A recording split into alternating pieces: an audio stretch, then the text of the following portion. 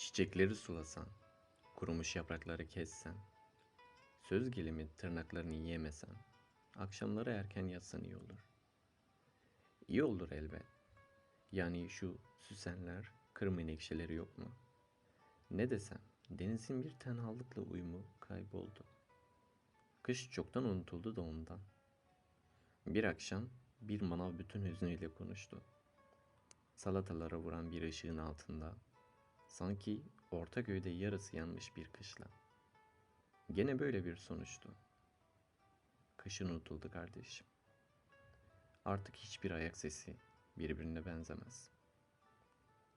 Bingöl ile İstanbul arası otobüste kaç saat? Yani İstanbul'la Bingöl arası kaç saat otobüsle?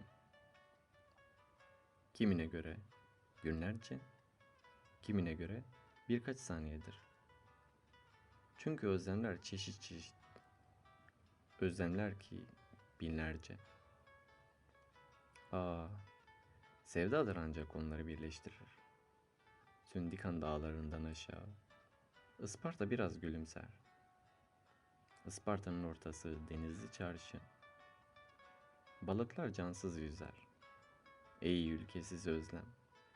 Sen şimdi biraz dur. Bir kadın neden olmayasın? Ya da yitik bir erkek.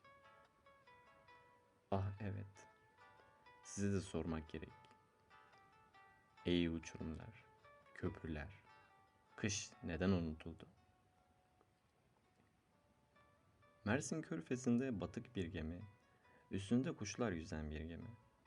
Kaptanı Seyhan suyunun başında. Keklikle rakı içer, atar ruhunu bazen sulara, akışına suların. Yani eliyle Kars'ı gösteriyordur Kars'ta, Erzurum'da Erzurum'u, bazen de kör bir tüfeğin ucuna o ruhu. Kuşlardan kuşlar çıkarır, kuşlara kuşlar ekler, yepyeni bir kuş yaratır. Tüyleri kalbini saran Seyhan suyunun başında. Ne olursun yolcu, dokunma ona. Bak, kan kırmızısı gözlerinin kenarı. Benimle konuş istersen. Dedim ya, benimle konuş. Yolcu üsteleme kardeşim. Hangi kış unutuldu? İyi olur. İyi olur Bartın'dan Devrek'e yürüyen tavşan. Bir 40 yılı beyazlatır durur. 40 yılda 40 kış işte. Yok sayarsak ölümü, şuramızdan bir kara kış savrulur. Ben derim iyi olur, sen dersin kötü olur. Bir ölü ovunurken bir başkası ovunmaya soyunur. Kış durur.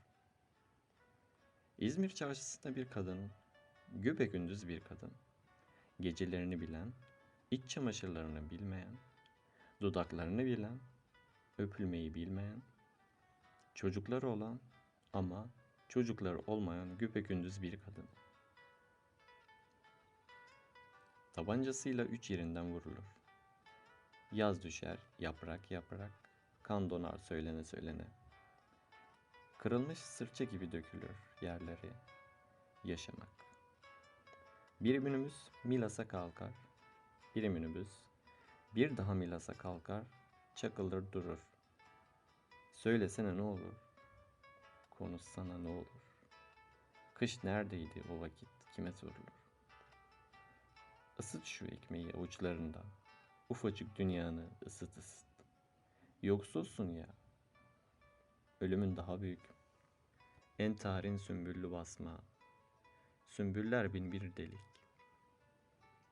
Neden acısındı artık sana? Unutuldu acımak. Unutulduk bir kış daha.